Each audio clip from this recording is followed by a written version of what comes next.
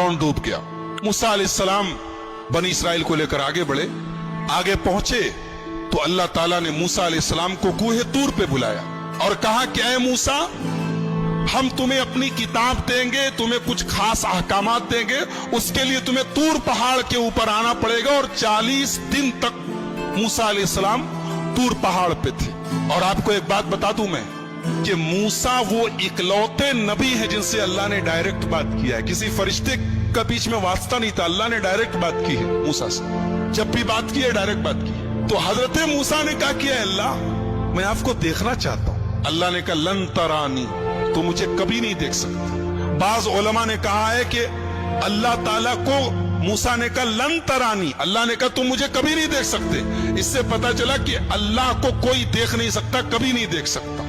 मगर ये बात गलत है। दुनिया की आंख से अल्लाह को कभी नहीं देखा जा सकता, लेकिन आखिरत में लोग अल्लाह का दीदार करेंगे। जन्नती जब जन्नत में जाएंगे तो अल्लाह ताला का दीदार करेंगे। ये कुरान से भी साबित है और हदीस से भी साबित है। तो दुनिया की आंख से कोई अल्लाह को नहीं देख सकता। हमारे नबी सल्लल्लाहु अलैहि वसल्लम भी जब मेराज पर गए तो सही बात यह है कि आपने अल्लाह को नहीं देखा, आपने अपने रब का दीदार नहीं किया, जैसा कि बुखारी की रिवायत थी। तो अल्लाह ने कहा कि मूसा, एक काम करो, तुम इस पहाड़ को देखो, इस पहाड़ के ऊपर हम अपनी तजल्ली उतारते हैं, तुम इस पहाड़ को देखो। अगर ये पहाड़ अपनी जगह बरकरार रह गया तो तुम मुझे देख लोगे।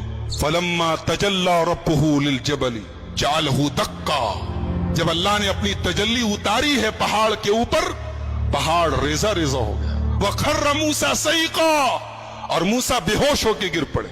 जब मूसा होश में आए तो कहने लगे अल्लाह, मैं तौबा करता हूं, अब आज के बाद मैं ये ऐसी डिमांड नहीं करूंगा, ऐसा मुतालबा नहीं करूंगा, मैं तुझको देखना चाहता हूं। जब मूसा अलैहिस्सलाम तूर पहाड़ से वापस गए तो देखा उनकी कौम ने बछड़े को अपना माबूद बना लिया। उनकी कौम में सामिरी नाम का एक आदमी था, उसने सोने को पिघला करके एक बछड़ा तैयार किया और उस बछड़े के अंदर ऐसा कुछ सिस्टम बना दिया कि जब हवा चलती थी तो बछड़े से आवाज निकलती थी। तो बनी इसराइल से कहा उसने कि यही तुम्हारा खुदा है, और इसी से मिलने के लिए मूसा गए। तो बनी इसराइल उसके आगे सजदा करने लगे।